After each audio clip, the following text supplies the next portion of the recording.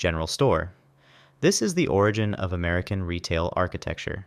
The style is defined by simple, functional wood frame construction, often with a false front to make the building appear larger and more important.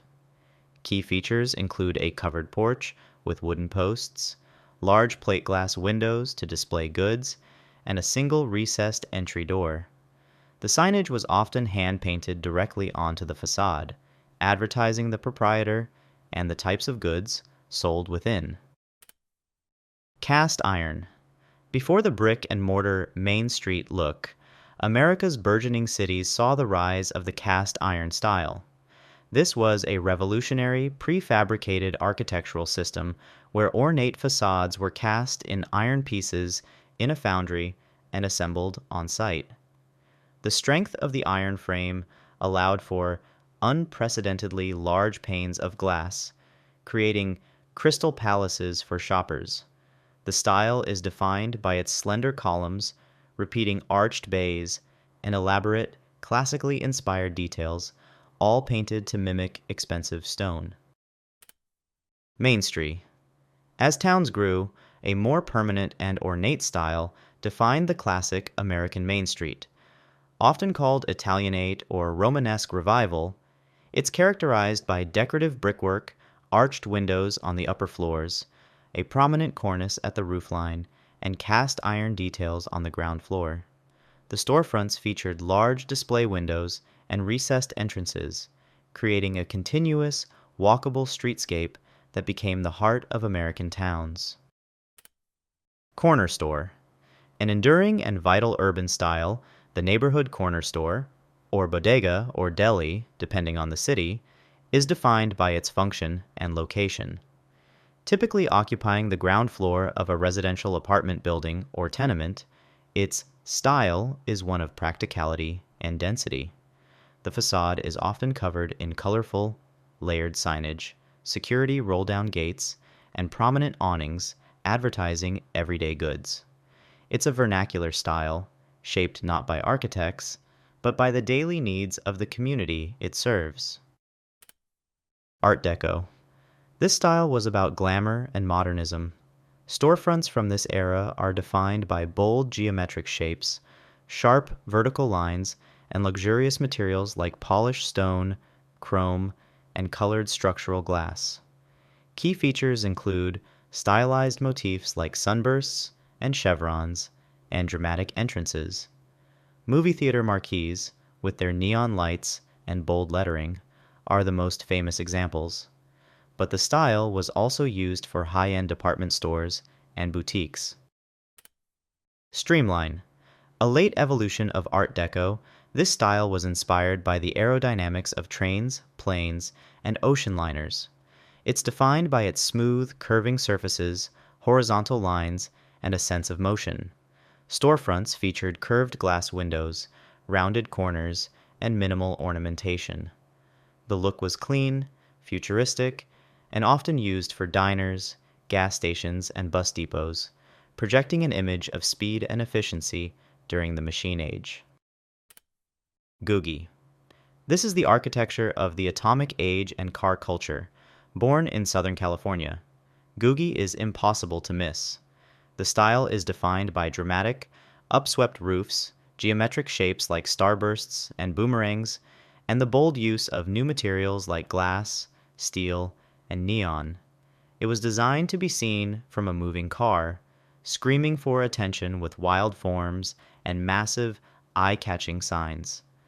This style is forever associated with coffee shops, motels, and bowling alleys. Strip mall. As America moved to the suburbs, a new, pragmatic style of retail emerged. The strip mall is defined by its long, low, single-story structure with a flat roof and a simple brick or concrete block facade. Its primary feature is surface-level parking directly in front of the stores. There is little ornamentation. The architecture is purely functional, serving as a blank canvas for the large, illuminated signs of each individual tenant, from grocery stores to laundromats. Enclosed mall.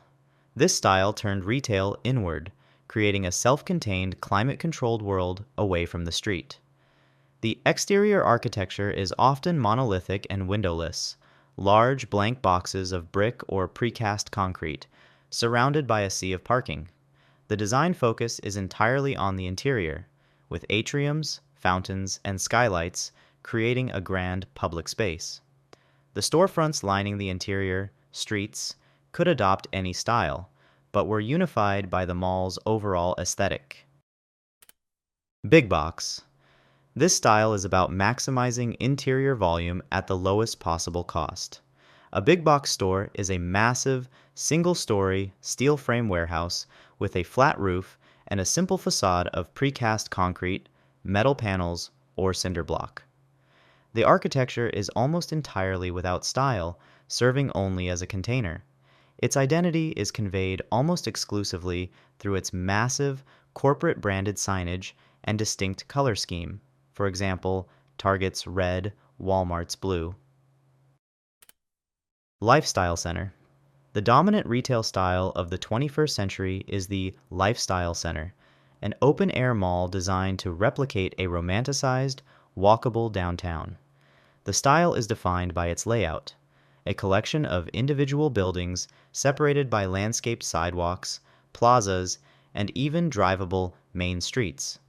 The overall concept is about creating an experience, a pleasant place to stroll, dine, and shop, blending the convenience of the suburbs with the ambience of the city.